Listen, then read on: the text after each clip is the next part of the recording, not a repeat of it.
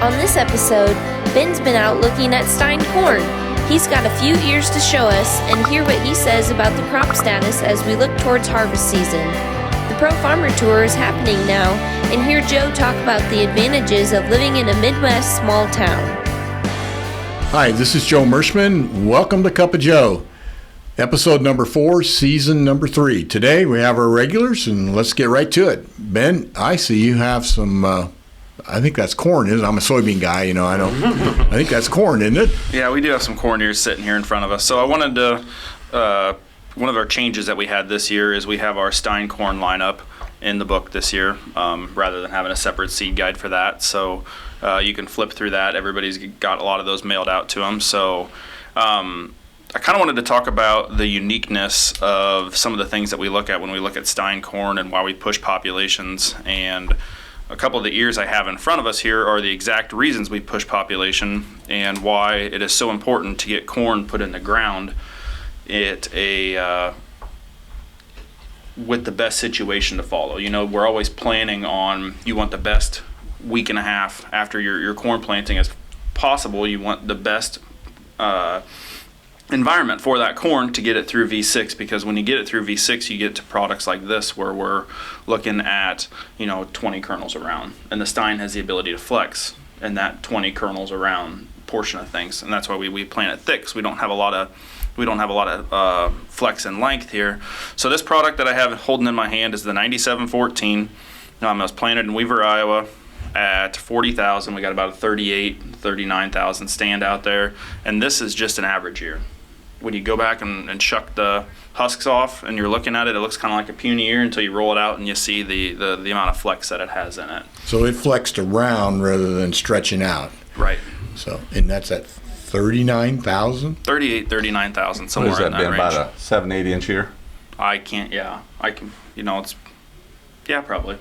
So what's the expectations? Expectation on it, depending on what your division factor is somewhere between 250 and 300 bushel. So it's really hard. I just like going out and looking at what things look like and then just kind of let the combine decide after that, because there's huge differences in the Stine lineup when it comes to what the ears will actually look like. Because you can take another product like this one's actually in the West Point corn plot that we have over here, and this is actually, this product, the 9709 and the 9714, share the same female, and they throw extremely similar size ears. They don't flex in length, they flex in girth. This is the 9709. It's available as a conventional straight G and a 20 for this year. We didn't get that put in the book because it was a change for what we had. So certain products of the Stine lineup have unique characteristics, and I just kind of wanted to highlight that we do sell corn. We sell good corn. With the right placement, the corn can yield extremely well.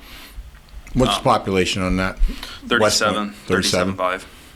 So we see ears that, like on a product like 9728, they're only 14 around, but man, they get real long. Mm-hmm. And we see that on like the 9744. And I didn't bring all the ears in to like compare and look at, but it's just really cool when you can go out into a field and you can look at an ear like this that's 20 around and 38, maybe 40 long on some of the bigger cobs, and you know that all the work that you'd put in this year, we're almost there.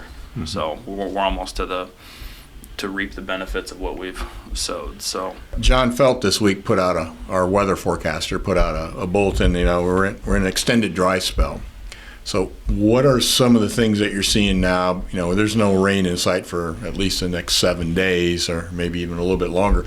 What are some of the things that are going on with the corn and soybean plant right now, where if you're starting, things are changing locally here, you can see things changing. What's going on? So basically what's going on is that we're speeding up the grain fill period, which isn't necessarily a good thing.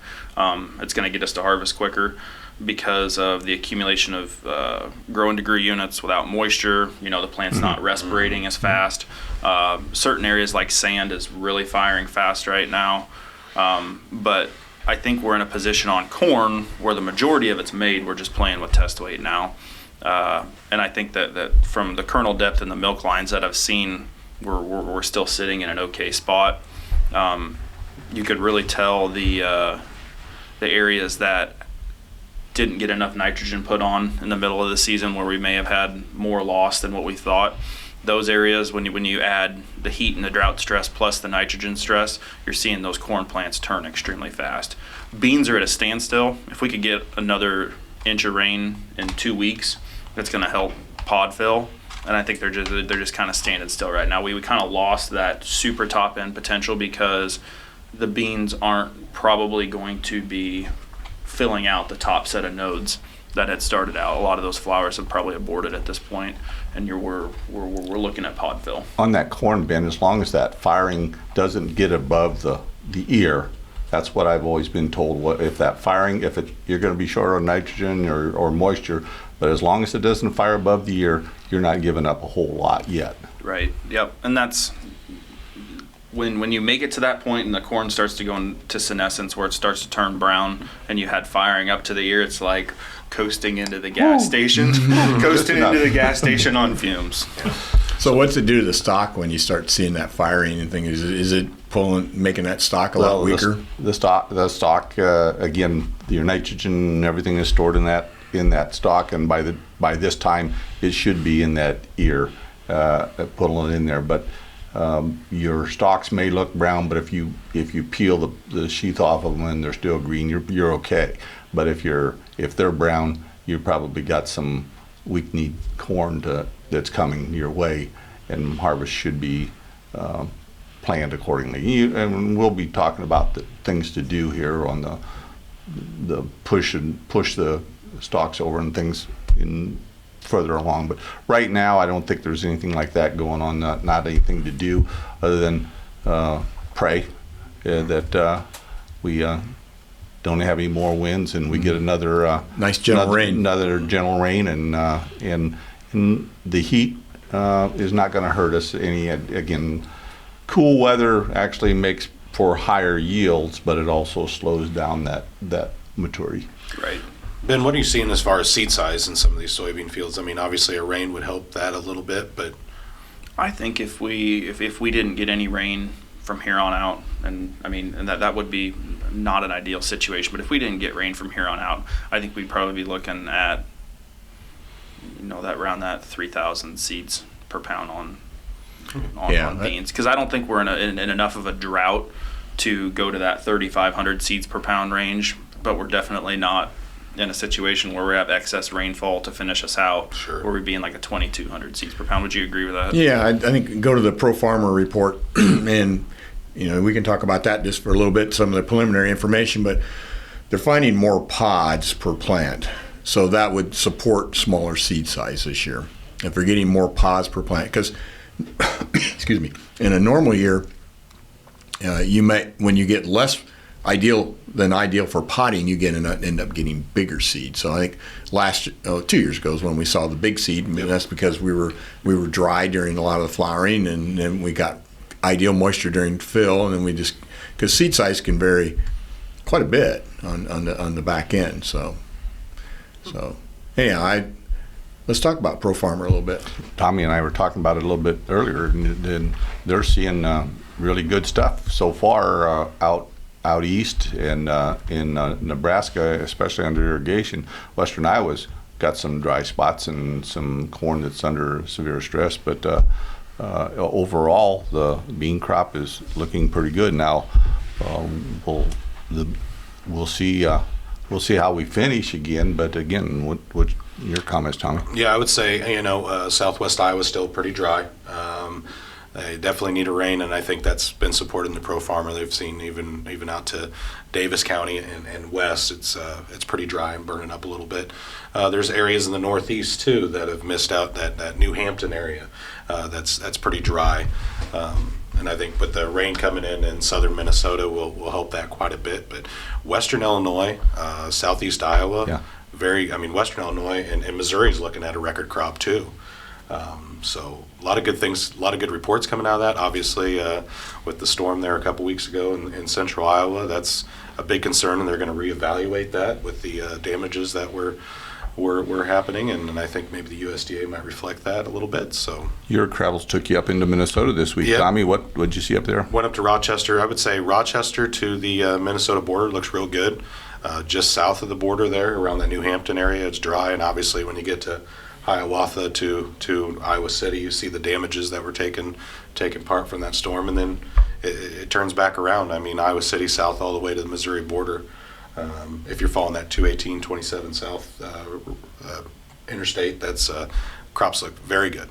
So, but again, we could use a rain. A nice, gentle inch would be nice. That tough part of that storm, they're still without electricity here. Yeah. Not only all the farmers and businesses and everything in that corridor still don't have electricity. I think they said 25,000 or more still don't have electricity, and may not for a while yet. So hearts go out to those folks, and hopefully they can get back to normal sooner than later. Yeah, and we stopped in a few of those areas too, coming around, and people are in pretty good spirits. I mean, help thy neighbor, right? And I think the Midwest and Iowa is a very key point on helping each other. There's been obviously the National Guard's in there. Trump was in there the other day too, and has seen the damage. And I just, when people come together like that, they can do amazing things. So. Yep. Yeah, pretty resilient. Absolutely. Not a good situation, but it'll get better. It'll get better. Well, if we don't have anything else, I'll conclude with today. I want to talk about the post office, and not like you think, not from the political aspect, but I want to tell you how on a small town, these post offices is kind of the focal point, and that. When I started at Mershman Seeds, and again, one of my first jobs was when I was like 5 or 6 years old, was I would go along with my dad and pick up the mail. And then obviously we'd meet everybody coming to the post office because the mail was always out by a certain time, and people didn't want to wait. They want to get their mail because that was kind of like information from the outside world, So I'd go along with my dad to pick up the mail, and we'd come back, and then I had the job to deliver it to 3 elderly folks that lived right across from our office. And the Haumeyers, was a couple that lived there, and I would go there and deliver the mail, and I was highly motivated to deliver the mail because I would get a nickel from them. They would give me a nickel. Now, this is back in, I'm thinking 1960.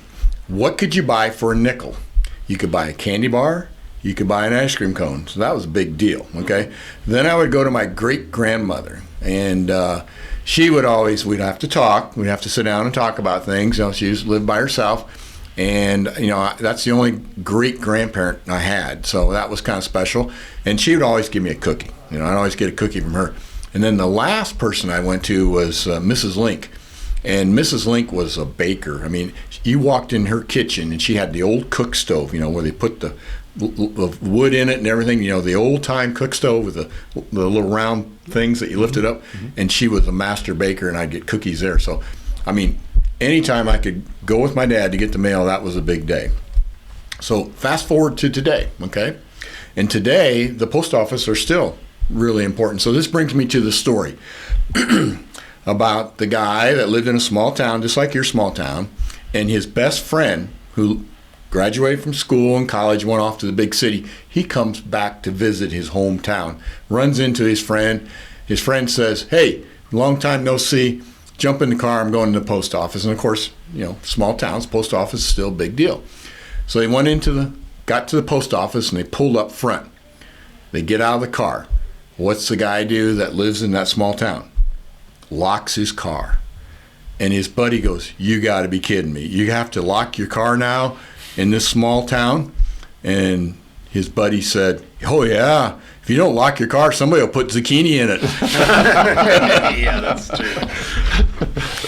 I guess the moral of the story is we are so lucky we live in small town USA, because we, just like you talked about the Cedar Rapids and everybody helping each other, it's just something we do in the Midwest and Mid-South. So that concludes what we have to say today, and we hope that you and your family are healthy and safe. We'll see you next week.